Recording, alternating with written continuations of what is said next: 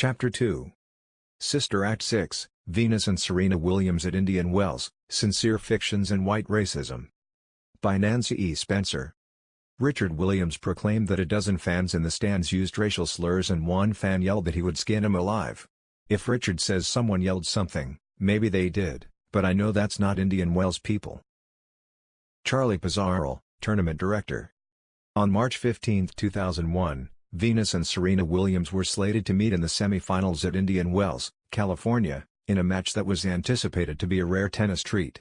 The semifinal was to air live on ESPN, marking only the sixth time in their professional careers that the sisters would meet and the first time since their semifinal matchup at Wimbledon 2000. Ever since they met at Wimbledon, rumors had circulated to suggest that perhaps their semifinal match had been fixed by their father, Richard Williams. Given an environment filled with rumors, the announced withdrawal of Venus just moments before her scheduled semifinal at Indian Wells drew loud booing from the crowd of some 10,000 in the main stadium. 2 days later, Serena had to rally to win the final against Belgium's Kim Clijsters, 4-6, 6-4, 6-2, and was booed throughout the match. When Venus Williams and her father entered the stadium to watch the final, the elder Williams proclaimed that a dozen fans in the stands used racial slurs and one fan yelled that he would skin him alive. In an act reminiscent of the Black Power salute given by Tommy Smith and John Carlos at the 1968 Olympics, Mr. Williams turned toward the crowd and raised his fist in the air. In the aftermath of Indian Wells, Richard proclaimed that he saw evil at work in that angry crowd, adding that it was the worst act of prejudice since they killed Martin Luther King. Mainstream narrative accounts about superstar tennis players Venus and Serena Williams are frequently inflected with references to race and/or racism. Commentary about Indian Wells parallels similar discussions that focus on whether there is racism in tennis. Most commentary provides little insight to resolve that issue. In fact, perceptions vary from allegations of racism to arguments that the controversy is not about race. In particular, some tennis writers suggest that Richard Williams is responsible for instilling a siege mentality in his daughters by raising the specter of racism and/or by making accusations of racially motivated behavior. Others dismiss charges of racism in women's tennis by noting that it cannot be about racism because there are black players who have been welcomed onto the tour in recent years, for example, Zina Garrison, Lori McNeil, and Shanda Rubin. Only a few acknowledge that racism contributes to the impression of the players closing ranks on the Williams sisters since the 1997 U.S. Open semifinals, when Venus and Serena literally bumped into one another. The incident at Indian Wells bears resemblance to what Fijian and Vera refer to as racialized events in the United States that occurred during the 1990s, including the Rodney King beating in Los Angeles and the Charles Stewart murder in Boston. To make sense of such incidents, many whites create sincere fictions that serve to sustain racist attitudes. By creating fictive accounts, whites make sense of their complicity in racist behaviors that are considered to be politically incorrect. In this article, I focus on mainstream narratives about the Williams sisters at Indian Wells to explore the persistence of white racism, also referred to as disconscious racism. The term disconscious racism was coined by King to describe the uncritical ways of thinking about race that lead to tacit acceptance of dominant white norms and privileges. Implicit in this uncritical stance toward racial inequity is the acceptance of certain culturally sanctioned assumptions, myths and beliefs underlying the racial order. The notion of sincere fictions employed by Fijian and Vera helps to explain the integral role played by myths in sustaining white racism while obscuring how the terms of racism have shifted. Whether scholars refer to scientific racism, the new cultural racism, or commodity racism, I argue that the dynamics of white racism continue to operate through the mechanism of sincere fictions, as suggested by Fijian and Vera. Coming to terms, the end of race? Or a reconfiguration of terms? New York Times journalist Vexi contended that the Williams sisters' domination of women's tennis should lead the game into a more enlightened era by forcing tennis to come to terms with racial issues. The difficulty in achieving this enlightenment stems from what Vexi described as the solipsism of most tennis players, who have little context for comprehending issues of race and/or racism. Perhaps tennis players are no different from others who are unaware of the historical specificity of terms. To interrogate allegations of race and/or racism within the historical context of professional women's tennis, I draw on Ben Carrington and Mary McDonald's emphasis on the importance of pursuing informed sociological research in specific historical periods in particular social contexts. George Fredrickson noted that the concept of race has a long history, while Fleming cited the first recorded use of the word in a poem by William Dunbar in 1508. In its current usage, race is described as a loaded and ambiguous term that, on one hand, can mean a lamentable absence of color blindness and, on the other, can refer to insensitivity to past and present discrimination against groups that to be helped must be racially categorized. Fredrickson warns that the lack of precision in defining race and/or racism may threaten its utility as an analytical tool for historians and social scientists examining the relations among human groups or collectivities. In the early 20th century, the notion of racism began to circulate when historians and others expressed their understandings about a questionable set of beliefs and practices in relation to race. In its most conspicuous form, racism was historically manifest as white supremacy in the extreme racist regimes of South African apartheid, Jim Crow segregation in the U.S. South, and the anti-Semitism of Hitler's regime in Nazi Germany. Although some contend that black racism is now more problematic than white racism, most scholars consider white supremacy to be more dangerous. Several schools of thought that are used to explore contemporary operations of race include the race-over thesis, critical race theory, and critical white studies. During the 1990s, a number of writers, including Crouch, D'Souza, and Patterson, began to forward the notion that race was over, or at least doomed. Among the factors that supposedly contributed to the end of racism were new patterns of immigration, intermarriage, and global consumption of commodities associated with exotic others. In critiquing this school of thought, Roediger noted that the race is over thesis tends to sever discussions about the present and future from any serious relationship to the past. Roediger's critique is consistent with Carrington and MacDonald's admonition for scholars to use historical specificity in pursuing informed sociological research. In contrast to the race is over thesis, a number of legal scholars, including Bell, Crenshaw, and Thomas, have critiqued liberalism and espouse critical race theory as an antidote to liberal beliefs in color blindness and neutral principles of constitutional law. Of particular interest to critical race theorists is the transformation of the relationship among race, racism, and power. Originating in the mid-1970s, critical race theory gained momentum among legal scholars and activists, especially during the past decade. Although it originally emerged within legal scholarship, fields as diverse as education, ethnic studies, political science, and sociology now employ critical race theory. Many scholars are also influenced by an emerging emphasis on critical white studies. Although considerations of race have typically focused on racialized others, some scholars have recently called for an examination of whiteness. Hooks contended that only a persistent, rigorous, and informed critique of whiteness could really determine what forces of denial, fear, and competition are responsible for creating fundamental gaps between professed political commitment to eradicating racism and the participation in the construction of a discourse on race that perpetuates racial domination. Figen and Vera's examination of sincere fictions provides a means of exploring how the dynamics of white racism currently operate. The work of some scholars encompasses critical race theory and critical white studies. Whatever explanation of racism informs scholars, many agree that the terms of racism have been reconfigured.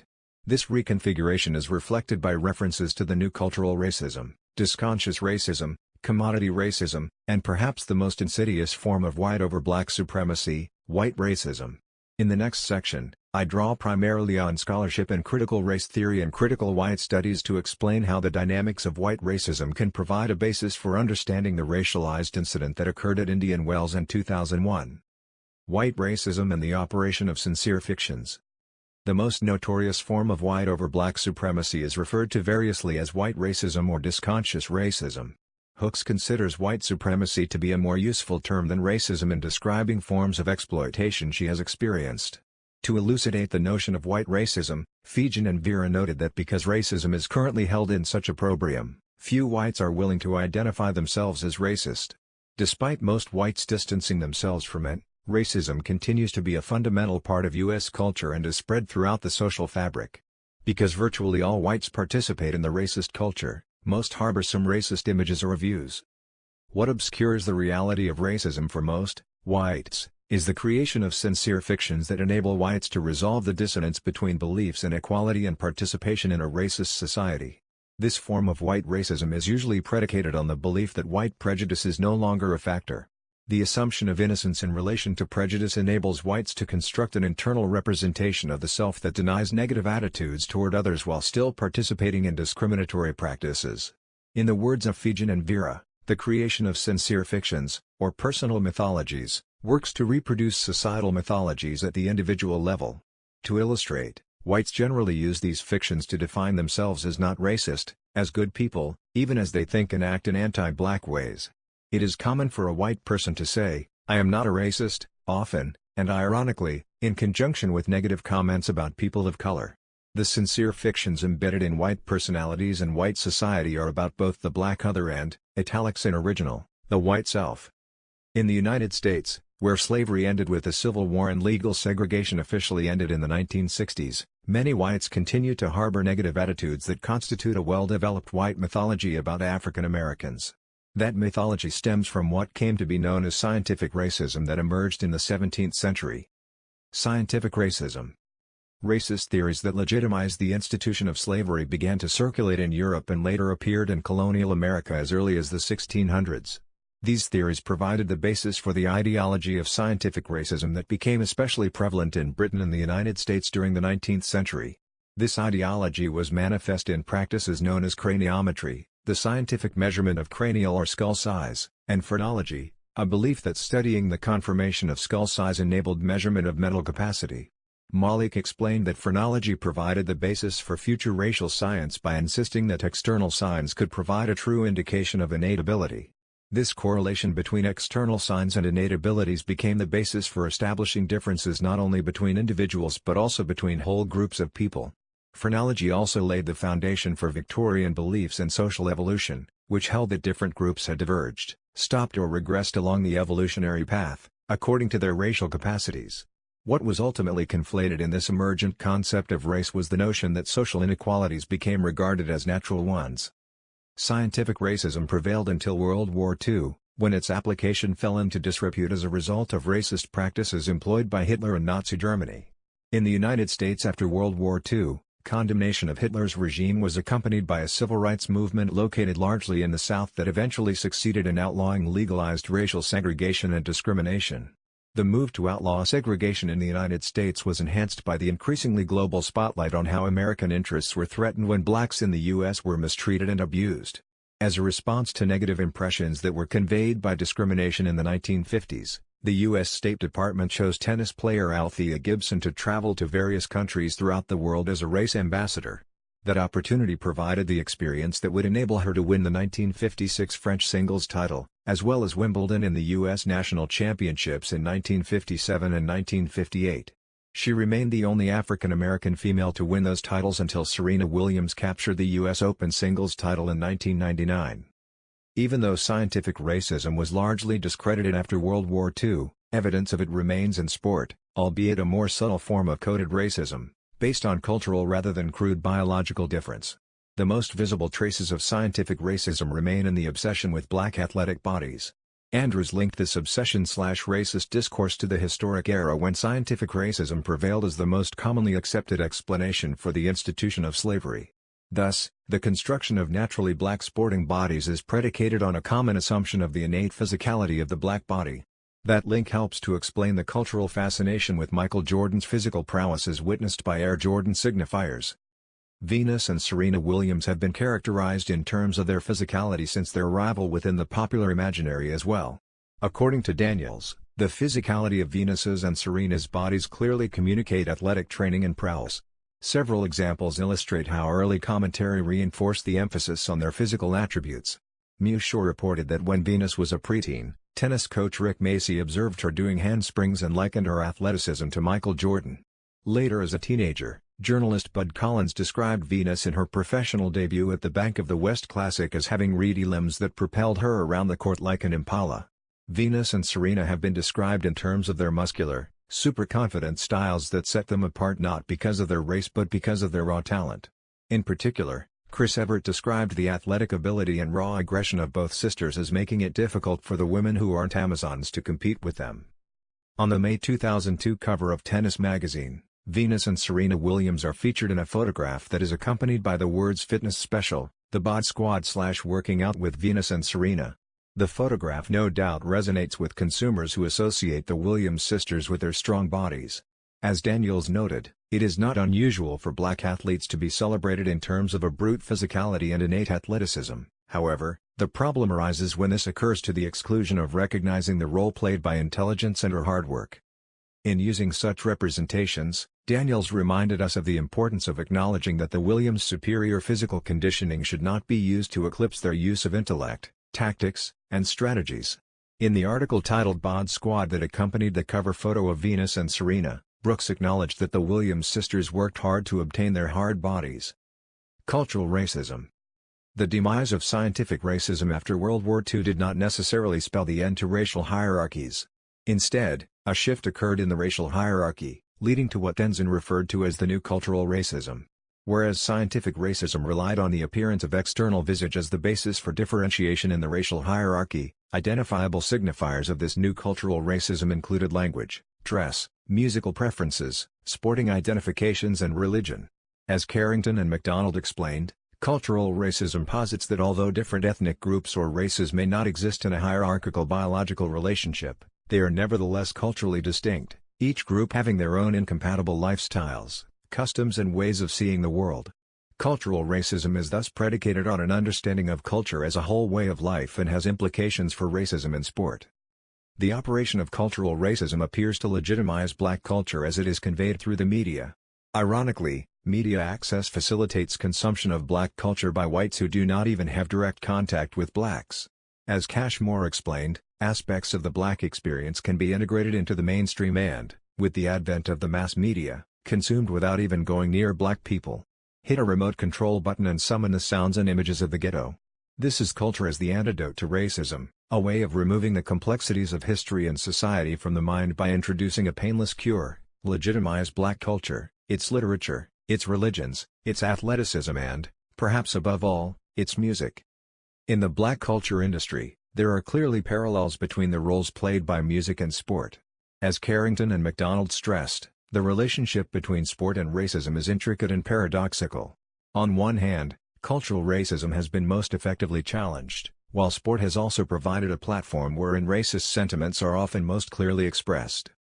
The paradoxical quality of cultural racism provides insight into verbal and visual media representations of the Williams sisters as well, as evidenced by earlier references to the distinctive multicolor beads formerly worn by Venus and Serena.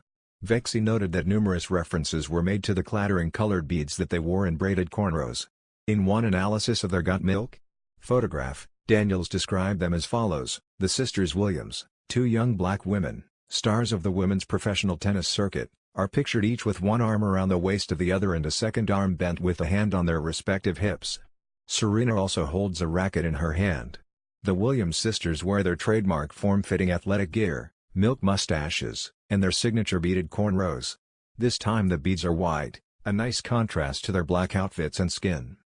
Although they no longer wear their signature beaded cornrows, it was not unusual when they did to hear tennis analysts comment on their distinctive appearance. Although several commentators, Chris Evert and John McEnroe, discussed their opinions of the beads, another, Mary Carrillo, characterized their hair as noisy and disruptive. Commentary that dismisses their unique cultural hairstyles serves to mark the Williams sisters as others, just as descriptors that focus on their physicality often obscure the intelligence and hard work needed to obtain such results. One instance that illustrates the former occurred when Chris Evert and John McEnroe provided commentary for a 1998 French Open mixed doubles match between Venus Williams and Justin Gimelstob against Serena Williams and Louis Lobo. During the match, McEnroe asked Evert what she thought of the beads worn by the Williams sisters. In a somewhat bewildered response, Evert proclaimed that she was tired of the beads.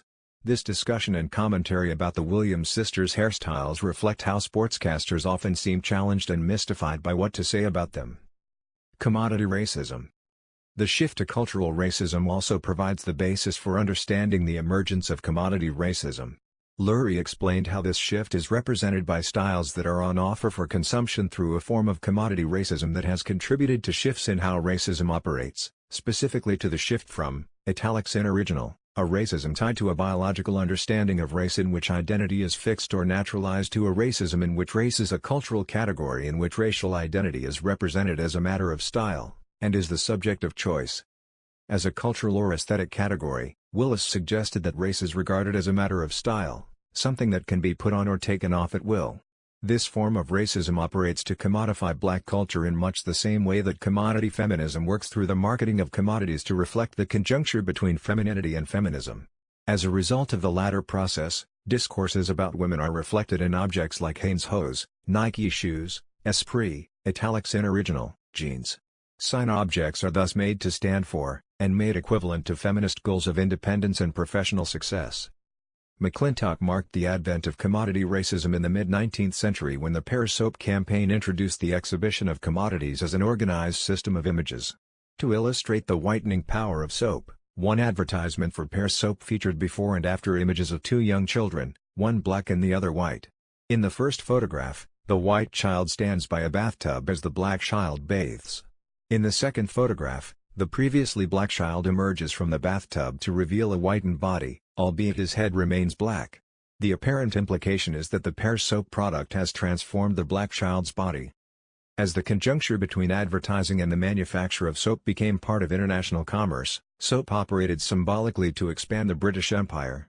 By featuring scenes of the Victorian cult of domesticity on its packages, advertising took the intimate signs of domesticity into the public realm and subsequently took scenes of empire into every corner of the home. Most important, Victorian advertising took explicit shape around the reinvention of racial difference. Ultimately, commodity racism became distinct from scientific racism in its capacity to expand beyond the literate, propertied elite through the marketing of commodity spectacle. The spectacular marketing of commodities that reproduces commodity racism remains visible in the 21st century, especially in the global marketing of rap and hip-hop styles. Rather than marketing commodities that promise to erase the external visage of blackness, however, Cashmore suggested that black culture itself has been converted into commodity form. Following Adorno, who coined the term the culture industry, Cashmore contended that what was once disparaged and mocked is now regarded as part of legitimate culture.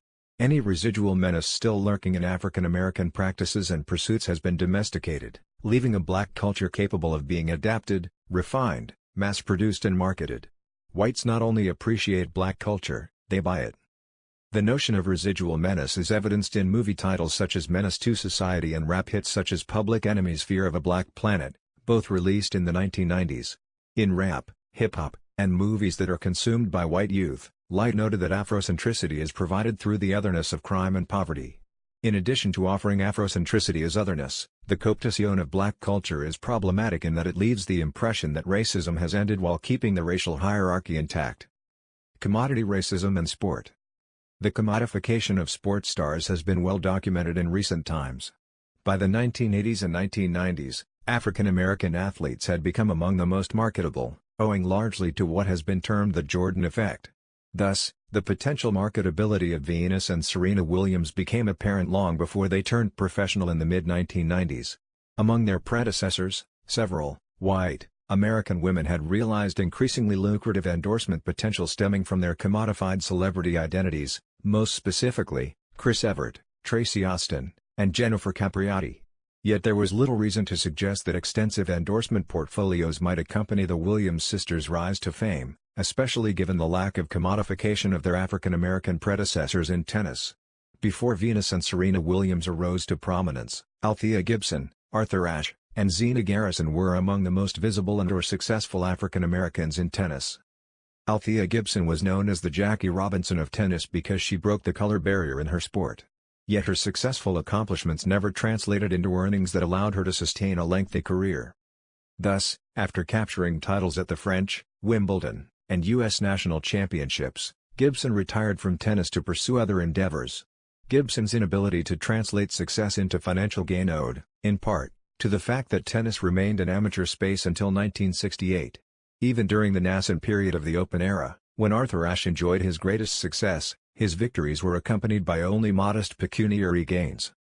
When Zina Garrison later advanced to the Wimbledon women's singles final in 1990, she was not even offered a clothing contract with Reebok until she reached the final against Martina Navratilova. Despite the reality that their African American predecessors had profited little from their earlier successes, several factors combined to create the possibility of commodification for the Williams sisters. For one, Venus was featured as a preteen in a front-page story in the New York Times, where she was touted as a potential successor to the young phenom, Jennifer Capriati. The significance of being identified as the next American celebrity was heightened by the perception that tennis was dying, coupled with Capriati's detour when she was arrested on charges of possessing marijuana.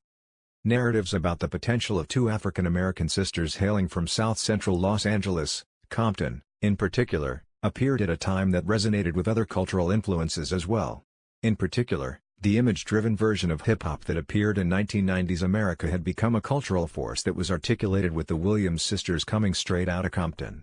In one oft-circulated version of their origin story, Richard Williams proclaimed that Venus and Serena had to dodge bullets while practicing on the debris-strewn courts of Compton, California.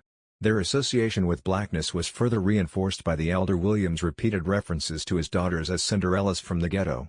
At any other conjunctural moment, such verbiage might have been dismissed. However, given the context of 1990s America, the rhetoric resonated. By the 1990s, the cultural influence of rap and hip-hop styles had begun to surface in sport and contributed largely to the surging popularity of the National Basketball Association, NBA. George described the emergence of hip-hop as a product of schizophrenic, post-civil rights movement America that pervaded all of culture, including sport. In the NBA, the adoption of loose-fitting, baggy shorts and the proclivity of stars to cut rap and or hip-hop CDs, for example, Shaq and Allen Iverson, provided evidence of that influence. Cole suggested that hip-hop culture combined with the films of Spike Lee contributed to the popularity of narratives about Michael Jordan as well. The commodification of black athletes is nowhere more visible than with thrice-retired, most recently from the Washington Wizards, star, Michael Jordan, whose economic impact was once estimated at $10 billion and counting. Although Jordan may be remembered as arguably the best basketball player of all time, some suggest that he leaves a greater legacy by virtue of transforming how celebrity athletes are marketed. Although his endorsement earnings have since been surpassed by Tiger Woods, the commodification of Michael Jordan led Nike head Phil Knight to proclaim that Jordan was the greatest endorser of the 20th century. Among the endorsements that earned Jordan $100 million in 1997 were deals with Gatorade, McDonald's, Nike, Oakley sunglasses, Rayovac batteries, Wheaties, and Wilson Sporting Goods, among others. Jordan's estimated impact of $10 billion and counting is clearly impressive, and yet, that estimate reflects only his impact in the United States and not his global reach. However, because the United States serves as the global media center, the NBA and Nike combined to package their product and use the popularity of Air Jordan as a vehicle for a new form of imperialism. Thus, it is useful to note that the Williams sisters emerged at a conjunctural moment when three critical factors converged: a perceived crisis in women's tennis, the emergence of hip-hop, and imperialism on offer, initially through the commodified persona of Michael Jordan and subsequently through Tiger Woods. Aspiring to become the Michael Jordan of golf, Tiger Woods burst onto the international scene in 1997 with a stunning performance at the Masters Golf Tournament in Augusta. Although Woods' success and charismatic presence provided the impetus for soaring interest in golf, his popularity also prompted tennis, and other sports, to search for the Tiger of their respective sports. Woods was initially perceived in relationship to blackness despite his attempts to identify himself as racially diverse. In particular, Woods articulated his identity as Cablinasian, a term he explained to Oprah Winfrey as representing CA, Caucasian, BL, Black, Indian, Asian, Cablinasian. Nonetheless, his association with blackness was conveyed by the Nike Hello World ad, in which he posed the question, "Are you ready for me?" The emergence of Tiger Woods coincided with several other noteworthy events that were significant to the timing of Venus Williams' advance to the finals of the 1997 U.S. Open as well. The year 1997 marked the 50-year anniversary of Jackie Robinson's crossing the color barrier in baseball. Also in 1997, then U.S. President Bill Clinton initiated a dialogue on race. In tennis, this was the year that marked completion of the Arthur Ashe Tennis Stadium that was dedicated at the 1997 U.S. Open. Given this confluence of events, Venus Williams' advance to the 1997 U.S. Open Finals took on added significance despite her eventual loss to top-seeded Martina Hingis, 6-0, 6-4. After years of hype, Venus Williams' advance to the finals of the 1997 U.S. Open seemed to indicate that she might actually live up to her potential. Yet despite a storybook ending to her appearance in the finals, an incident occurred in the semi-final match between Venus Williams and Irina Spirley that threatened to mar the event.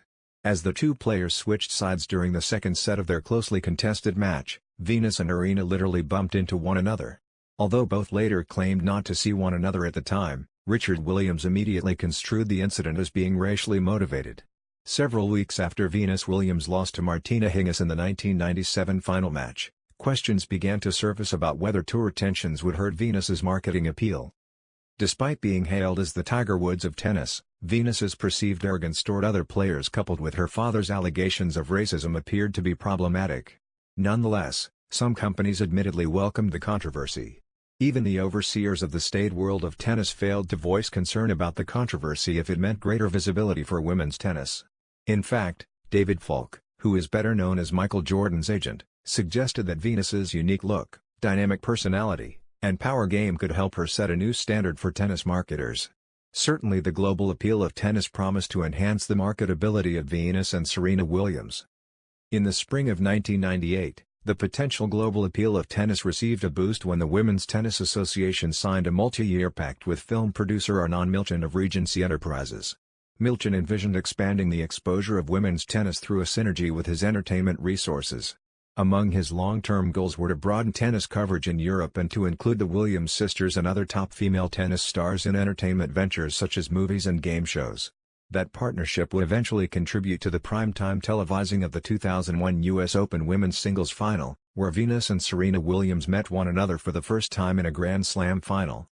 At the beginning of 2000, the Williams sisters turned over management of their careers to IMG in what appears in retrospect to have been a savvy move that broadened their visibility and appeal.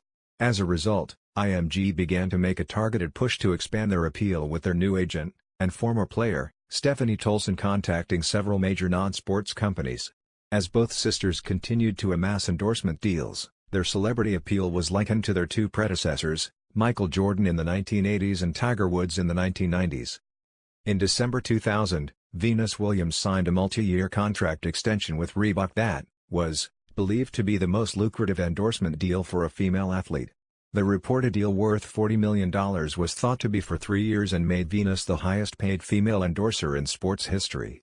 At the time, Smith reported that Venus also had multi-year endorsement deals with Wilson Rackets, Wilson Leather, Avon, Sega and Nortel. The estimated total value of all deals was said to be about $70 million. Venus was not alone in lining up corporate sponsors. In 2000, she and Serena raked in $17.5 million. Between them, among their joint efforts, Cepeda reported that the sisters entered a 3-year, $7 million contract to endorse Wrigley's Double Mint Gum. Several full-page ads have appeared in ESPN, the magazine, a site that rarely features female athletes, much less African-American female athletes, unless they are scantily clad. In the Wrigley ads that have appeared, the Williams sisters are fully engulfed by green spearmint leaves that reveal only small headshots of each. On one hand, the accompanying tagline may be a double entendre in suggesting that consumers double your pleasure. On the other hand, the ad could be read as a reflection of progress, given that African-American female athletes once faced double jeopardy in the marketing arena by virtue of being female and black. While Venus inked a $40 million deal with Reebok on the clothing front, Serena sealed a $12 million deal with Puma. The sisters also signed on as spokespeople for Avon's first-ever global campaign in television spots that featured Venus and Serena in a personal dialogue about its products.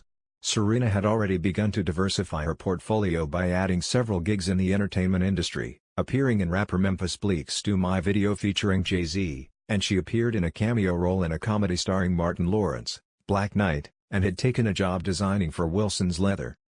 Sincere fictions and commodity racism.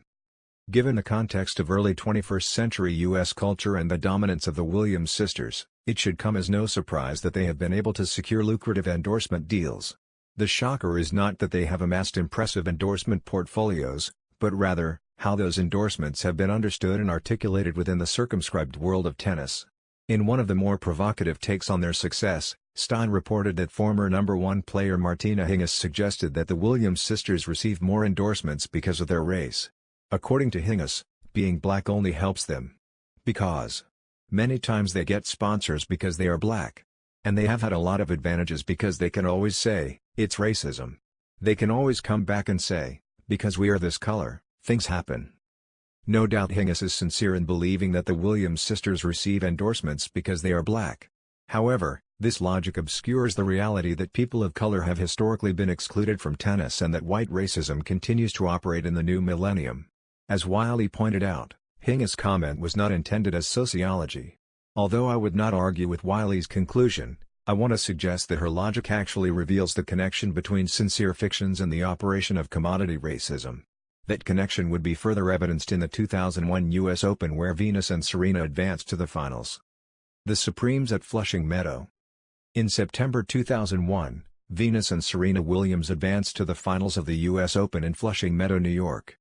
Playing in prime time before a record crowd, the event featured entertainment by former lead singer of the Supremes, Diana Ross, who sang God Bless America before the Saturday night match. When the Williams sisters took center stage for the women's singles finals, it was the first time that tennis had been aired in prime time since the historic Billie Jean King vs. Bobby Riggs match, aka the Battle of the Sexes, that was telecast on September 20, 1973. In comparison to the Battle of the Sexes that drew an estimated 40 million viewers, the evening's CBS broadcast, of the Williams sisters, drew 22.7 million people, the biggest audience of any program that night, and nearly double that for the Nebraska-Notre Dame football game on ABC. Given the primetime ambience, it was not surprising to find a plethora of entertainment stars in attendance, including Brandy, Spike Lee, Joe Namath, Sarah Jessica Parker, Robert Redford, Vanessa Williams, and hip-hop mogul Sean P. Diddy Combs, among others. Venus and Serena were not only the first sisters to reach the finals of a Grand Slam tournament but also the first African-American sisters to do so.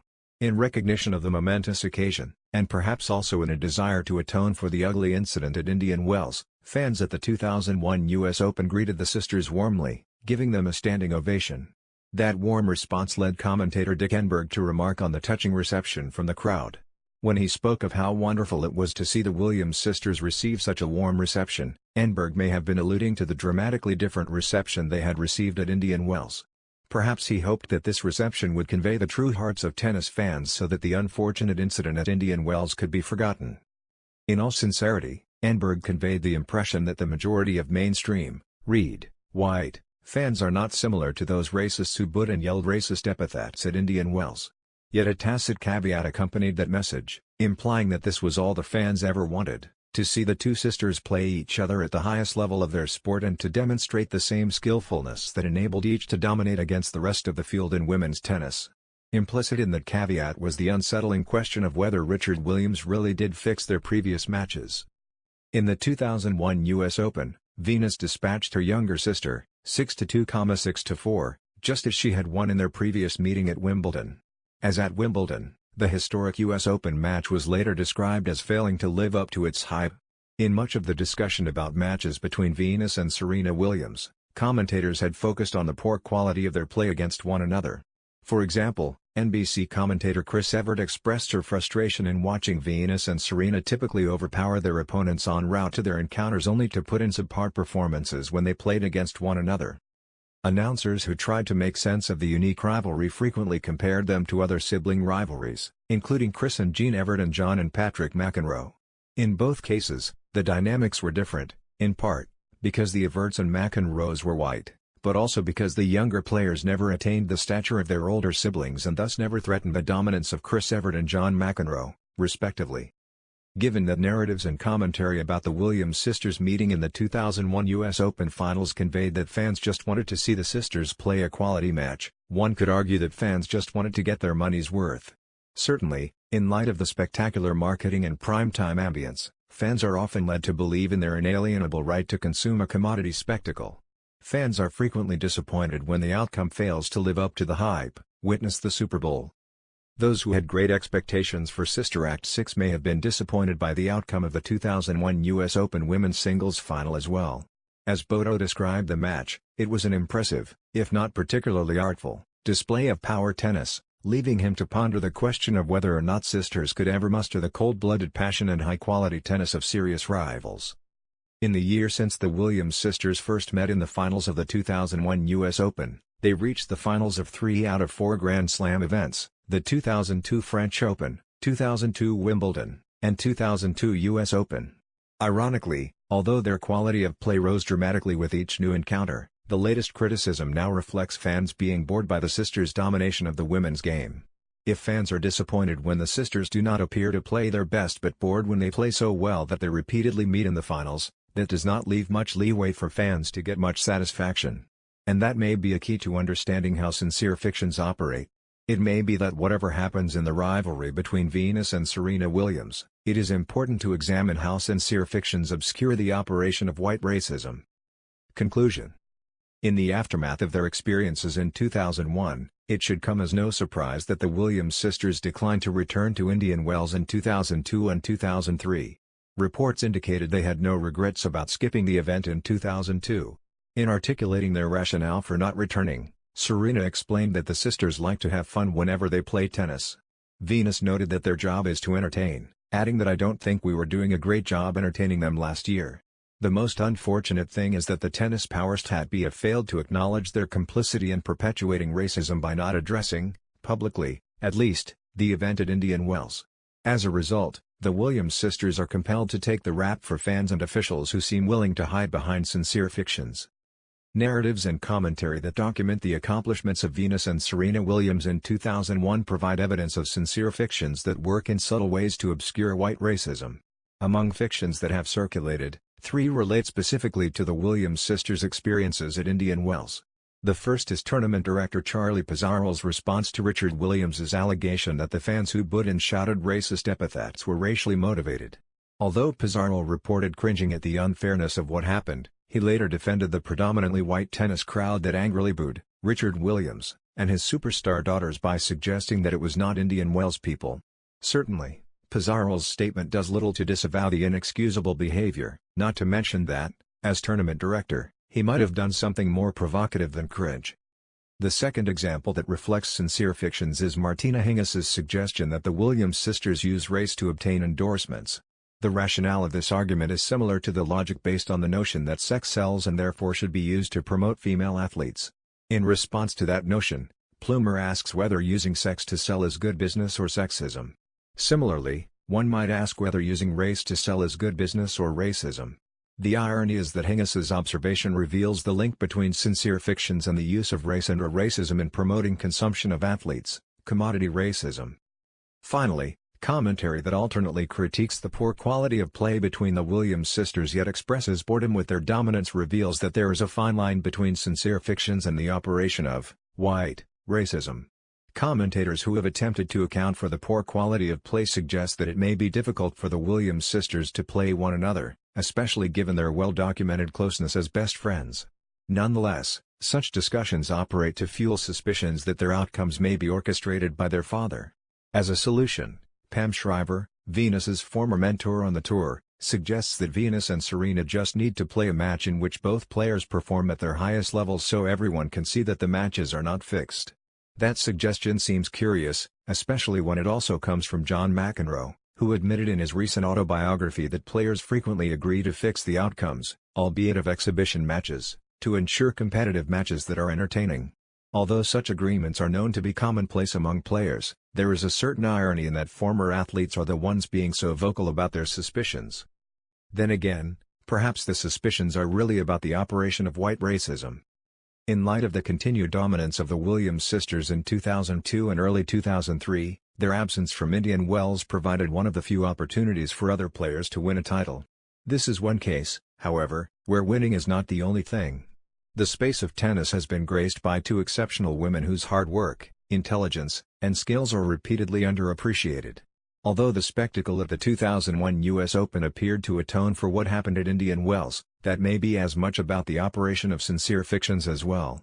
In fact, under the glare of the international spotlight, the need to put on a show of goodwill is not unlike the pressures that provided an opportunity for Althea Gibson to travel on a State Department-sponsored tennis tour. Thus, the spectacle of the Supremes at the 2001 U.S. Open may have been orchestrated to present the face of racial harmony to the rest of the world, whereas the memory of Indian Wells remains obscured for most, just as many other racialized events have demonstrated in the past. Postscript.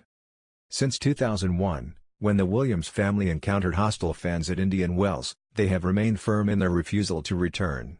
In 2009, Serena's autobiography came out during the U.S. Open, providing insight into the events that occurred 8 years earlier. Entering the 2001 tournament, Serena wrote that Indian Wells was her absolute favorite tournament. In 1999, at the age of 17, she had won the title with a 3-set victory over Steffi Graf.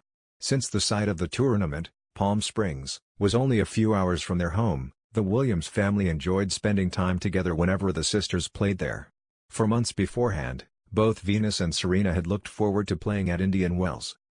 Going into the 2001 tournament, Venus had a 4-1 career record against Serena. In their quarterfinal matches, Serena took out Lindsay Davenport 6-1, 6-2, while Venus prevailed in a tough match against Elena Dementcheva. Even though Venus won in straight sets, she came down with heat exhaustion and started to cramp.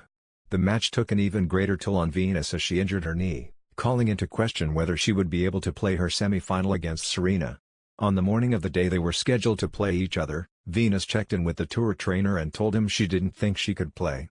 At that point, it was the trainer's responsibility to consult with the tournament director so that another match could be rescheduled in its place. That was critical since the Williams sisters were slated to play in prime time and their match was to be aired live on ESPN. Even though Venus initially informed the trainer about her injury, Serena proceeded to warm up for her match as if they were still going to play.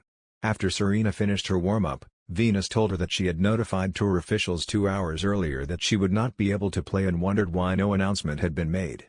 In fact, it was not until 5 minutes before the match was scheduled to begin that a tournament spokesperson finally got on the loudspeaker and announced to the packed stadium that Venus was withdrawing due to injury. By waiting until the last moment, it gave the impression that Venus, and not tour officials, was solely responsible for the late withdrawal. To say that fans were upset would be an understatement, although they wrongfully turned their wrath toward the Williams sisters instead of those who should have taken responsibility to announce Venus's injury earlier in the day when they first learned about it. In the 2 days between Venus's default and the finals between Serena and Kim Clijsters, the fans' anger did not dissipate. In Serena's autobiography, she shared how devastated she was by the unprecedented fan behavior during the final. To do it justice, one needs to read the full account of what Serena wrote in her chapter The Fiery Darts of Indian Wells. However, for this postscript, I wanted to highlight some of her observations because I believe they confirm how white racism operates and why the Williams sisters remain steadfast in their decision not to return to Indian Wells.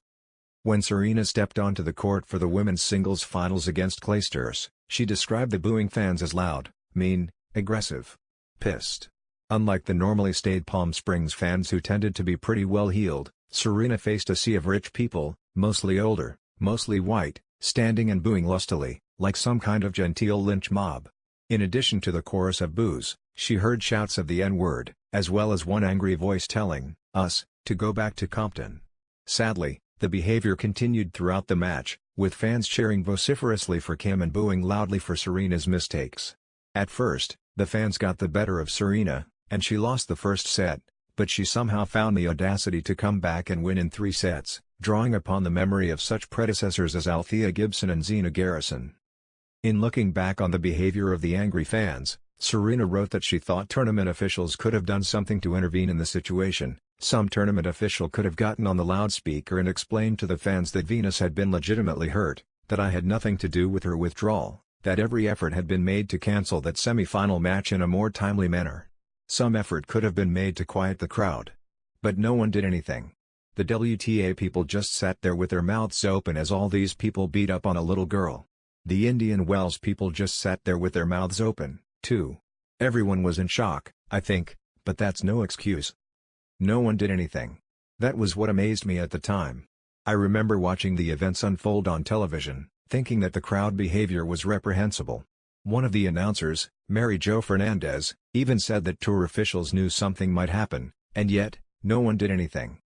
In much of the discussion about the 2001 match at Indian Wells, Richard Williams's statements about fans using racial slurs have been called into question by the use of qualifiers. One example is the statement that Richard Williams proclaimed that a dozen fans in the stands used racial slurs and one fan yelled that he would skin him alive. The statement that he proclaimed that there were racial slurs implies that it was only his perception, and not necessarily what really happened. Another example followed with tournament director Charlie Pizarro's response, which was if Richard says someone yelled something, maybe they did, but I know that's not Indian Wells people. In my 2004 article, I suggested that Pizarro's statement illustrates a sincere fiction through which white racism operates, according to Fijan and Vera. Delia Douglas offers an astute analysis of how white racism is constructed through these comments as well. She explains that by questioning if this occurred, Pizarro's statement provides a partial concession to Richard Williams' claims of racial harassment, although he trivialized Richard's remarks by suggesting that it was only individuals who were making racist comments. Douglas concludes that, the tournament director becomes an accomplice in the institutional practices and cultural processes that reproduce and maintain the racial hierarchy.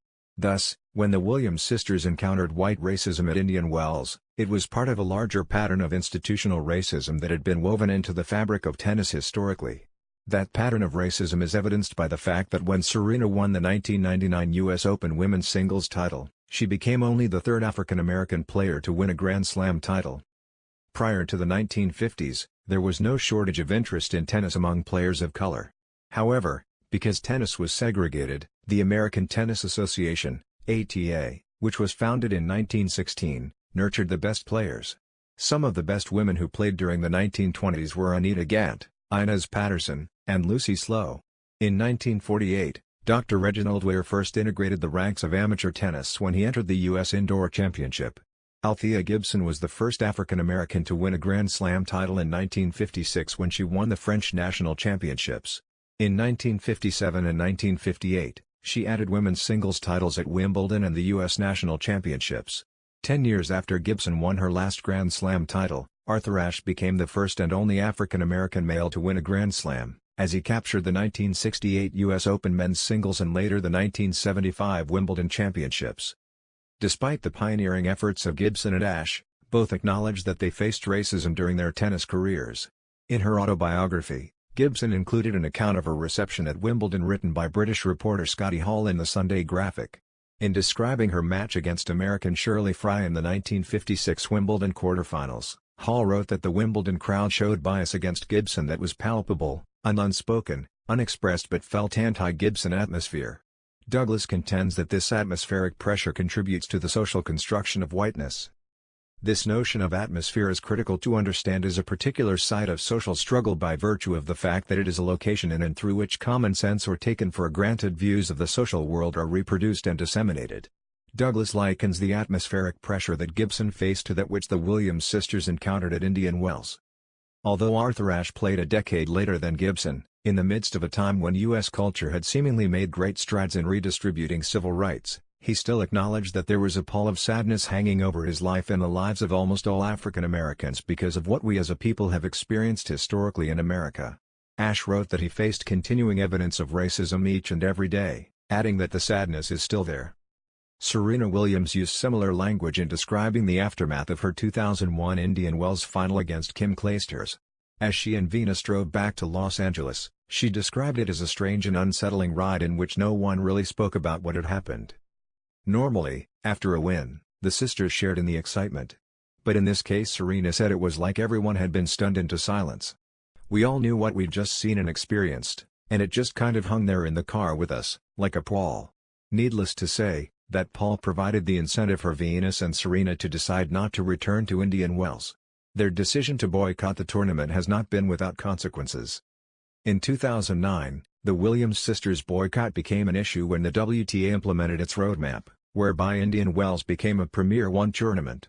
As a result, it became mandatory to play, which meant that anyone who refused to play would be penalized. This presented a no-win scenario for the Williams sisters. Not only could they potentially lose income but they also ran the risk of losing ranking points. That is exactly what happened in 2009 when for most of the year Dinara Safina held the number 1 ranking in women's tennis, despite the fact that she had yet to win a Grand Slam event. Furthermore, in her meetings with Venus and or Serena, she lost badly. Yet, because the Williams sisters refused to play at Indian Wells, on principle, they have seemingly been punished in the rankings. Was it intentional that Indian Wells became a premier mandatory tournament? The tour would probably never admit to that, just as they have never acknowledged evidence of white racism in the egregious behaviors that occurred at Indian Wells in 2001. Behaviors that occurred at Indian Wells in 2001. Behaviors that occurred at Indian Wells in 2001. Behaviors that occurred at Indian Wells in 2001. Behaviors that occurred at Indian Wells in 2001. Behaviors that occurred at Indian Wells in 2001. Behaviors